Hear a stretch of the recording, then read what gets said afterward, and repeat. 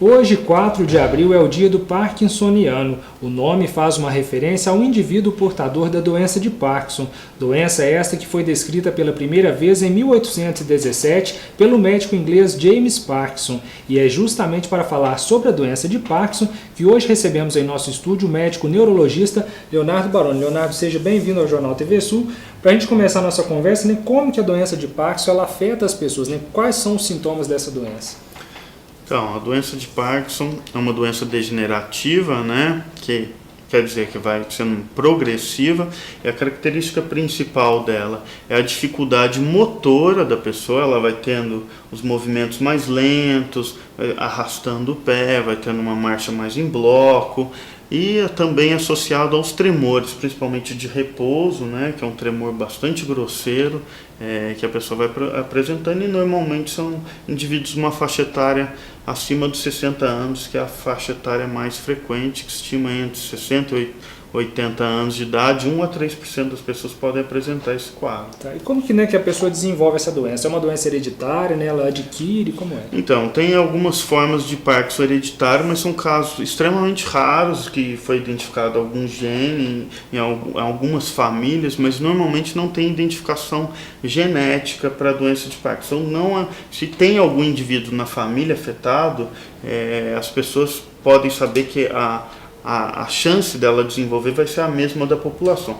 O fato é de quanto mais a sobrevida das pessoas está aumentando, maior a chance. Quanto mais a gente viver, maior vai ser a chance de apresentar doenças degenerativas como Parkinson, doença de Alzheimer e outras. E existe cura, né, para o mal de Parkinson?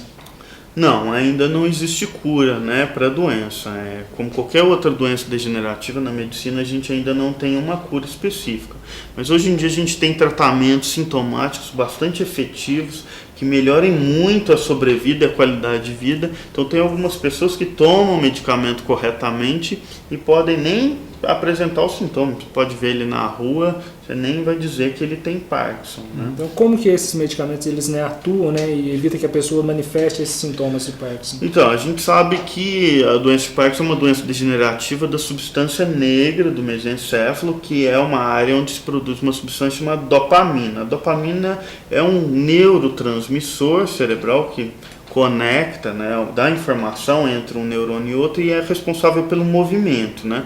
Essas medicações visam, sobretudo, restaurar os níveis dessa dopamina, por justamente a gente ter morte dessas células que são produtoras dessa dopamina. E às vezes quem está assistindo, né, fica preocupado, né, de talvez apresentar sintomas de Parkinson. Tem como identificar os primeiros sintomas dessa doença? Então, fatores assim prodrômicos que a gente chama, precedendo sintomas mais efetivos, que é a dificuldade motora, o tremor. O que a gente sabe, alguns estudos mostram que pessoas podem ter o intestino preso anos antes de se manifestar a doença. Ou mesmo alterações de olfato, né? Uma coisa que está sendo bastante estudado. A pessoa começa a perder o olfato, começa a alterar o paladar dos alimentos, e isso já é uma manifestação inicial da doença. Então, assim, às vezes a pessoa que treme, talvez, não quer dizer que seja Parkinson. Às vezes ela fica preocupada, vou procurar um neurologista porque tenho Parkinson. Isso não quer dizer também. Não quer dizer, porque a gente vê muita gente começa com tremor com 20 anos, a família toda treme, que é só basicamente o tremor, e tem várias formas de tremor, tipo tremor essencial, que é um tremor familiar, acomete os membros da família. Normalmente ele até progride um pouquinho ao longo da vida, mas ele não vai ter dificuldade motora, nunca vai ter nada, e não é uma doença degenerativa, é uma doença benigna que você trata e a pessoa fica muito bem. Tá certo. E assim, às vezes a gente associa, né, a doença de Parkinson às pessoas idosas, mas pode acontecer também de pessoas mais jovens desenvolverem a doença? Então, tem os casos de Parkinson juvenil, né? O caso mais famoso é daquele ator americano, Michael J. Fox, né? Que fez aquele filme De Volta para o Futuro, que ele desenvolveu o Parkinson, ele tinha cerca de 40 anos na época, né? São casos raros, né, mas que podem se desenvolver antes dos 40 anos. Normalmente o que a gente pega é acima dos 60, 65 anos de idade. E pode acontecer também, você estava comentando antes da gente começar a entrevista, sobre o Parkinson secundário, né? O que seria isso? Então, o Parkinson secundário, tem várias formas de Parkinson secundário, né? Mas o mais importante que eu acho é o secundário ao uso de medicamentos. Tem vários medicamentos nas farmácias que são vendidos até sem prescrição, alguns medicamentos para labirintites, que popularmente falam-se assim, até medicamentos para a parte digestiva, que a pessoa pode tomar, e o uso continuado dessas medicações pode desenvolver um quadro exatamente igual a uma doença de Parkinson. Clinicamente, a pessoa, dificuldade motora, tremores, é exatamente igual. E tira o medicamento, a pessoa melhora. Só que não é uma retirada, parei hoje, amanhã estou bom. Às vezes leva de 6 meses a 1 ano para a pessoa restabelecer as funções normais. Então é extremamente perigoso tomar mesmo medicamentos que não necessitam de receituário nas farmácias, né? Sem orientação médica e sem fazer acompanhamento médico, e pode até desenvolver um quadro dessa maneira.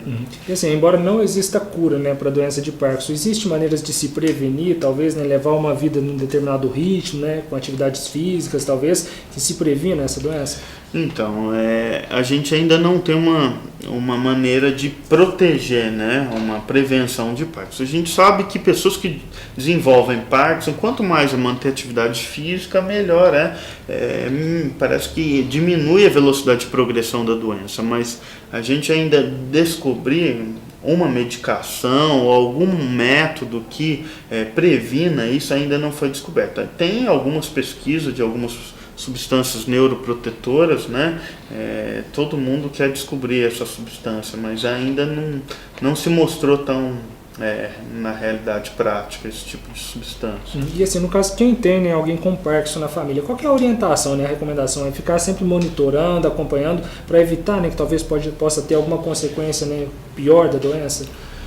Então, a complicação pior, né, da doença de Parkinson que a gente vê é principalmente quedas, né, pessoas de idade que já têm a idade, pelo Parkinson altera o equilíbrio, a pessoa fica meio enrijecida, então tem maior chance de quedas, de fraturas, né? O uso de medicações, normalmente você tem que dividir ao longo do dia, tem que ter uma monitorização certinha da medicação. Se a pessoa está bem medicada, ela melhora também a deglutição, porque tem risco maior de ter engasgo, de ter pneumonia. Então, um cuidado maior do cuidador é evitar quedas, né? Alimentação adequada, às vezes quando tiver muita dificuldade de engolir, tentar usar alimentos mais pastosos, mas nesse sentido. Tá certo. Doutor Leonardo, a gente agradece a sua participação aqui no Jornal TV Sul, e até se você tiver alguma consideração, né, com relação a essa doença, também só para a gente encerrar essa entrevista. A consideração final gostaria de dar assim, a doença de Parkinson ainda não tem cura, né? A gente tem tratamentos muito bons, consegue melhorar bastante os sintomas, e tem uma perspectiva aí futura de tratamento com células-tronco, né? Que talvez seja a cura. Até o Michael J. Fox tem o Instituto Michael J. Fox de pesquisa com uso de células-tronco, e já tem alguns casos feitos, uns foram bem, outros não foram tão bem, e eu acho que é a perspectiva de futuro de conseguir uma cura para essa doença. Tá certo. Muito obrigado pela entrevista. Viu? Obrigado. E veja no próximo bloco, vamos falar sobre imposto de renda. Os contribuintes que ainda não fizeram a declaração têm apenas 26 dias para fazê-la.